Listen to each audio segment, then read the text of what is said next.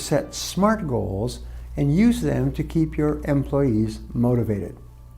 For people in management roles, goal setting is absolutely essential to motivating employees and creating an environment where they can win and feel like winners.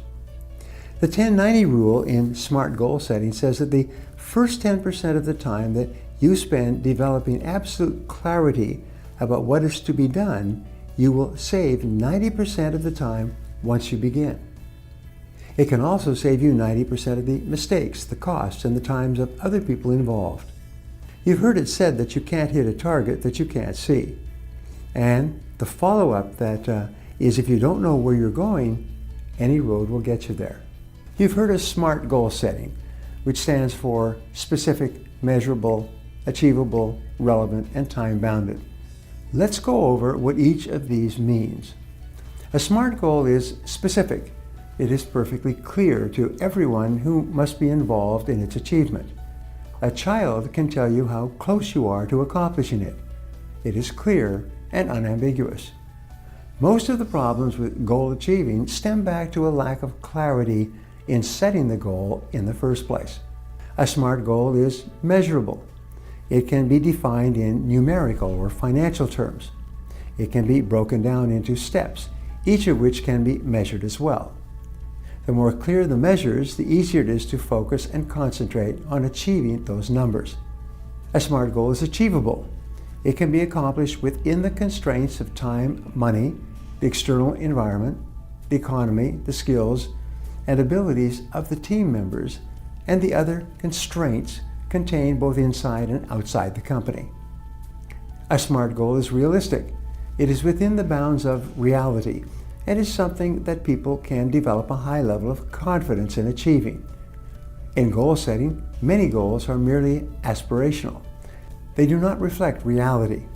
They are more wishes and hopes than goals. A SMART goal is time-bounded. When you have specific schedules for the attainment of each part of the goal and the completion of each part of the task, it is much easier for people to achieve the goal on schedule. After you've defined your goal and all of its parts, you must define winning. Defining winning can be a magic factor in motivating employees. For a person to win, he has to know where the finish line is. He has to know how you define winning. He has to know exactly what he has to do to accomplish the task and cross the finish line. The smaller and tighter the increments, the easier it is for the other person to feel like a winner. Each time that the staff member achieves a mini goal, he or she feels like a mini winner. It is the manager's responsibility to help the employee see that they are using proper goal setting techniques and setting reasonable milestones for them to achieve the goals that they've set. When you assign people a large multitask project that may take many months to complete, be sure to set up a series of milestones and benchmarks so that people have clear short-term targets to aim at and continually generate the feeling of winning.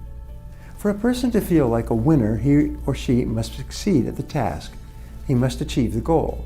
He must accomplish the responsibility and get the result that he was tasked for. Not only is it the job of the manager to be consistently motivating employees, but doing so by helping each person to have success experiences. If a person has been given a job that is too much for him, the job of the manager is to adjust the job, assign parts of it to someone else, and make it more manageable for the employee. The focus is always on making sure that whatever job the person has, they are capable of doing it successfully sooner or later. The best way for motivating employees who are new is to give them a series of small jobs, jobs clearly within their experience and ability. Everybody needs to be recognized for their individual accomplishments by the people around them, and especially above them. Since your team members are intrinsically motivated, it is the anticipation of the recognition they will receive for the completion of a task that motivates them internally to go the extra mile. A good tactic for motivating employees is to give positive recognition for an accomplishment, which raises a person's self-esteem, improves their self-image, and motivates them to do even more and better in the future. This is the icing on the cake. You can only get by with praise and recognition for task completion for a limited amount of time. At some point, you must give some kind of reward to acknowledge superior results. Along with motivating employees, if there are no rewards following extra efforts, people soon lose their enthusiasm and conclude internally, what's the use? Rewards, however, can be tangible or intangible. A tangible reward is material or financial in some way. It may be a briefcase or a gift certificate. It may be a bonus or a pay increase. These rewards are great for motivating employees, but not as a continuous spur to better performance. Rewards can be intangible as well. An intangible reward can be something as simple as taking the person out to lunch to celebrate their success. It can be a bigger office or desk. It can be a new office chair or a new computer. I learned that the best financial reward for motivating employees is a specific bonus tied to the completion of a specific task. It is a one-time affair. It is not a permanent pay increase that goes on month after month. Short-term rewards and bonuses are just as motivating as long-term pay increases. Another intangible reward is time off. When one of my staff members does a great job on a project, I tell them in advance that they need not come in on a Friday. I always give them time to plan their day off in advance rather than telling them at the last minute. If you enjoyed this video and feel it was valuable in discussing how to better set SMART goals and motivate your employees, share it with your friends or anyone else who may benefit from this information. Now, before we wrap up, I'd like to leave you with a thought to share with your friends and followers. Do something to move yourself toward your major goal every day. Now, I'd love to hear from you, so my question today is, have you ever tried setting SMART goals? How do they work out for you?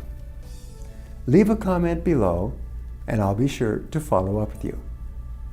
Thanks for watching, and remember, if you want to change your future, take action, and take action now. If you enjoyed this video and feel it was valuable in goal setting, subscribe to my channel, like this video, and share this video with your friends, and click the button on the screen for a free gift. Thanks again for watching.